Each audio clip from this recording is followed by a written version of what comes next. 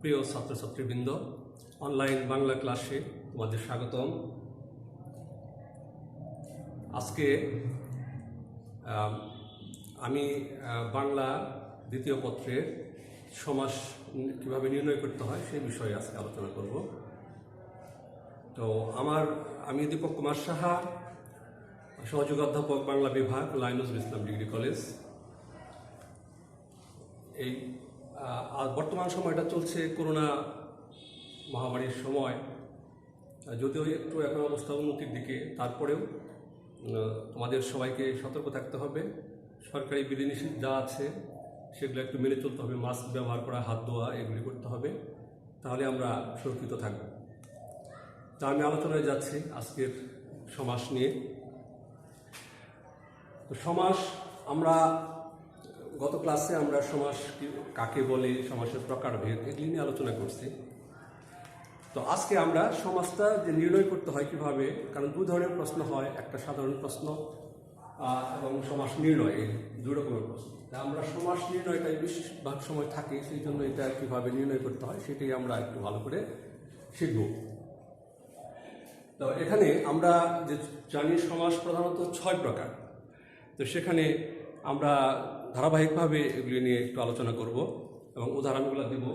তোমরা মনোযোগ দিয়ে সেগুলা দেখবে এবং সেগুলো বোঝার চেষ্টা করবে, তাহলে নিজেরা সুন্দরভাবে যদি বুঝে থাকো, চেষ্টা করো, তাহলে তোমরা নিজেরা এই সমাসের উত্তর ভালোভাবে করতে পারো এবং পূর্ণ নম্বর পাওয়ার সম্ভাবনা আছে এখানে।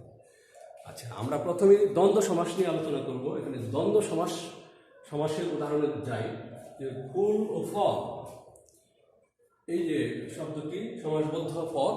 এখন এটাকে যদি আমরা বিশ্লেষণ করি, ব্যাস বাক্যটা কি হবে? ফুল ও ফল, ফুল ও ফল সমাসের নাম দ্বন্দ্ব সমাস। এখানে ব্যাস বাক্য দেখে সমাস চেনা যায়। তো আমরা ব্যাস বাক্যে যদি খেয়াল করি যে ও এবং আর এই শব্দ যদি আসে, তাহলে সেগুলা দ্বন্দ্ব সমাসের ব্যবহার হয়, আমরা জানি। তো সেই জন্য এবং উভয় পদের অর্থের প্রাধান্যটা এখানে থাকে দ্বন্দ্ব সমাসে। ফুল ও ফল, ফুল ফল, ফুল ফল, এখানে দ্বন্দ্ব সমাস। মা বাবা, এটাকে আমরা ব্যাস বাক্য করি মা ও বাবা, মা বাবা, এটা দ্বন্দ্ব সমাস। লাভ ক্ষতি, এখানে লাভ ও ক্ষতি, তাহলে এটা দ্বন্দ্ব সমাস।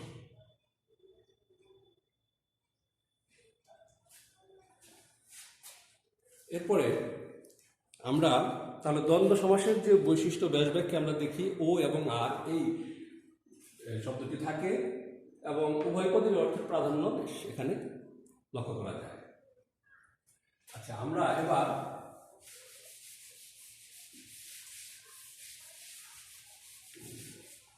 দ্বিগু সমাসে আমরা যাই। দ্বিগু সমাসে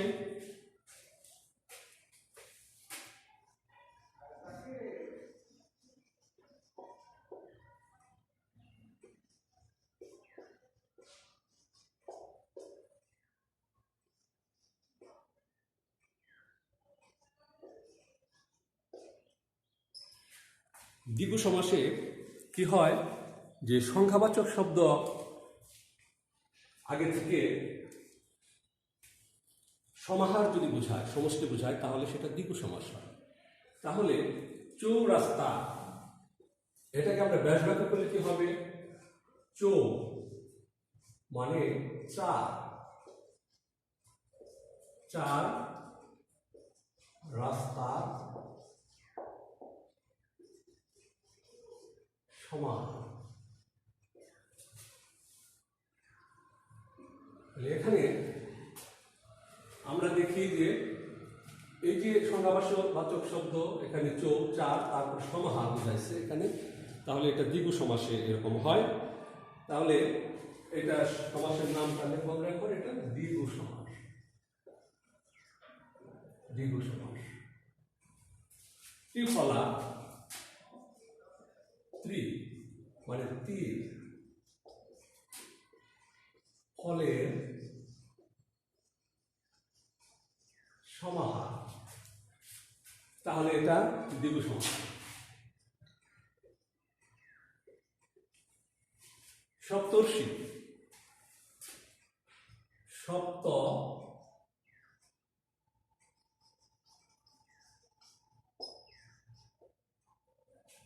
সপ্ত ঋষি সমাহার, এখানে দ্বিগু সমাস।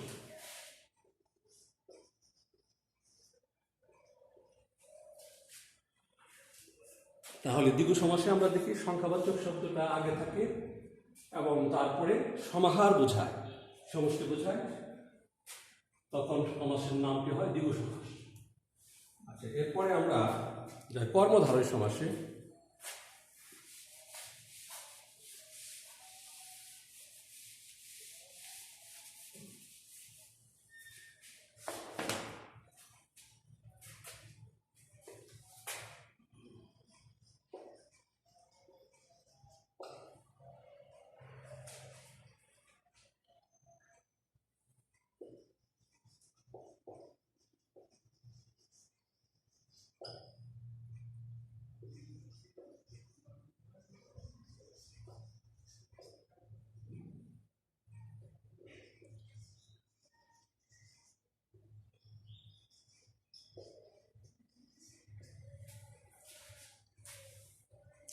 এখানে কর্মধারয় সমাসে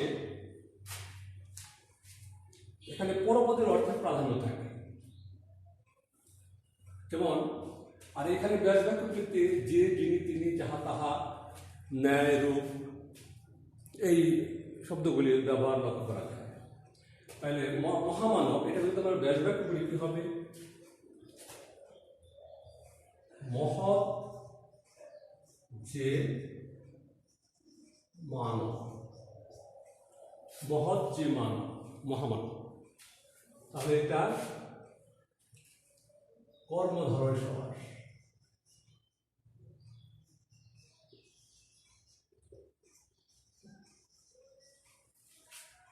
কাজল কালো, কাজলের ন্যায় কালো,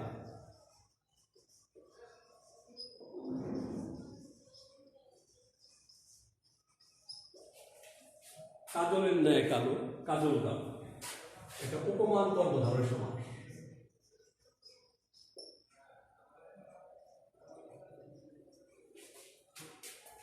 মন মাঝি,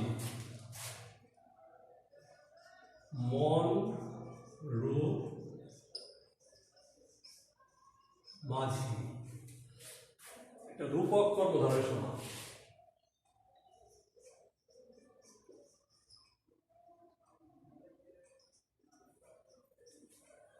পুরুষ সিংহ, পুরুষ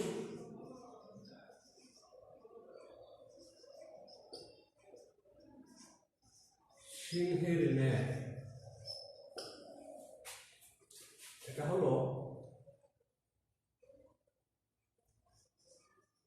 উপমিত কর্মধারয় সমাস।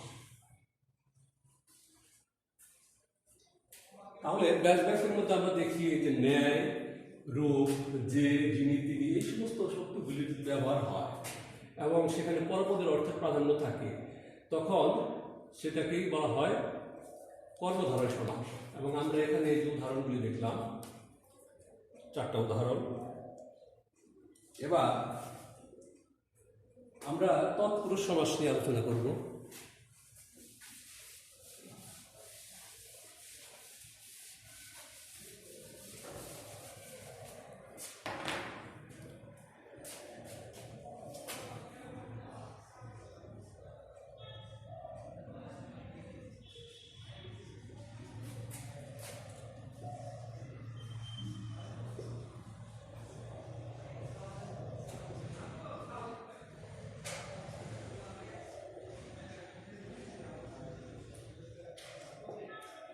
এখানে তৎপুরুষ সমাসে কি হয়?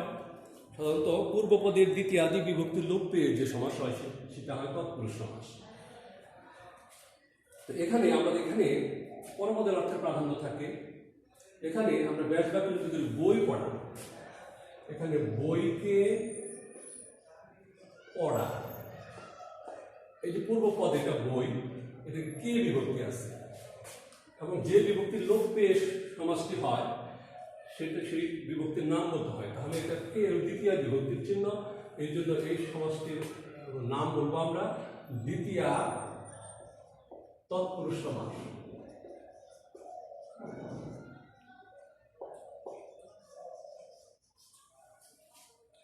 দ্বিতীয় তৎপুরুষ সমাস। এরপরে বিলাত ফেরত, বিলাত থেকে ফেরত, এখানে হইতে থেকে চেয়ে পঞ্চমী বিভক্তির চিহ্ন, তাহলে এটা পঞ্চমী তৎপুরুষ সমাস। পঞ্চমী তৎপুরুষ সমাস। পল্লী বন্ধু, পল্লী বন্ধু, পল্লী বন্ধু, এখানে র হচ্ছে ষষ্ঠী বিভক্তির চিহ্ন, তাহলে এটা ষষ্ঠী তৎপুরুষ সমাস।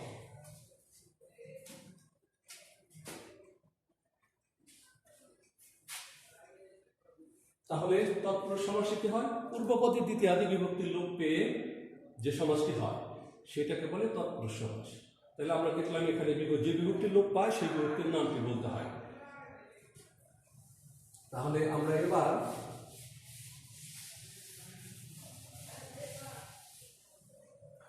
অব্যয়ী ভাব সমাসে যাই। অব্যয়ী ভাব সমাসে কি হয়? এখানে আমরা দেখি যে অব্যয়ী ভাব সমাসে পূর্বপদে বসে, অব্যয়ী ভাব সমাসে পূর্বপদে অব্যয় বসে এবং পূর্বপদের অর্থের প্রাধান্য থাকে এখানে। এবং সেখানে ব্যাস বাক্যে আমি কয়েকটা উদাহরণ দিই। যেমন উপকণ্ঠ, উপকণ্ঠ, নিরামিষ,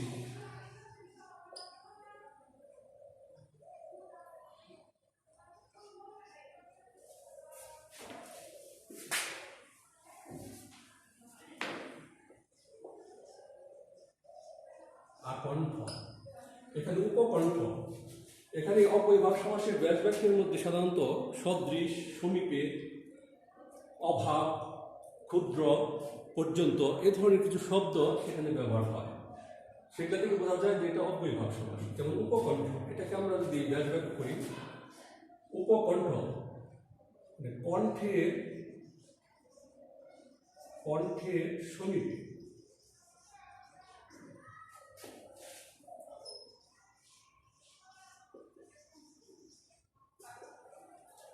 নিরামিষ,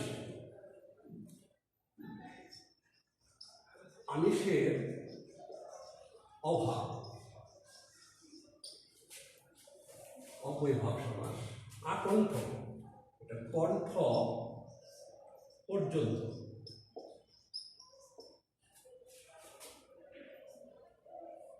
অব্যয়ী ভাব সমাস। এভাবে অব্যয়ী ভাব সমাসের মধ্যে ব্যাস বাক্যে কিছু শব্দের ব্যবহার আসে, এগুলি খেয়াল রাখতে হবে, তাহলে এটা সম্পূর্ণভাবে মানে সঠিকভাবে নির্ণয় করা সম্ভব হবে। আমরা এরপরে বহুব্রীহি সমাস।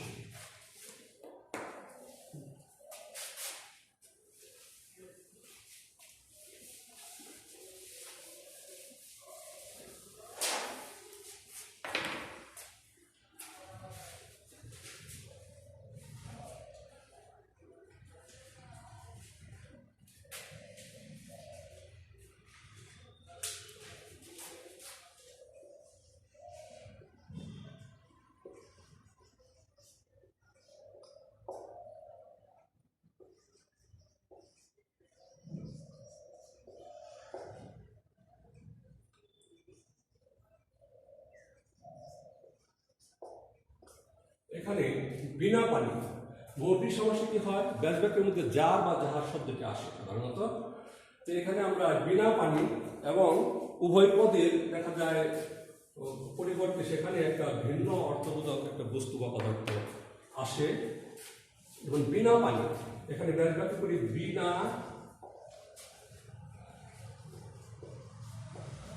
পানিতে যা।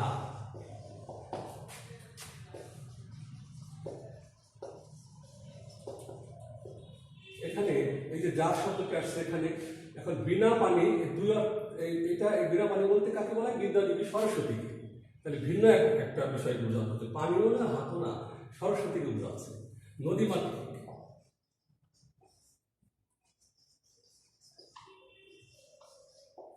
নদীমাতা যা।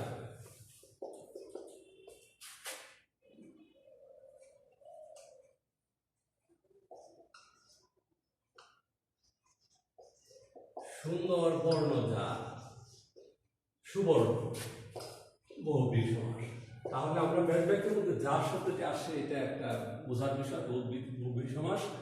আর হচ্ছে কি হয় যে একটা উভয় পদের পরিবর্তে ভিন্ন একটা কি বোঝায় এই বহুব্রীহি সমাস।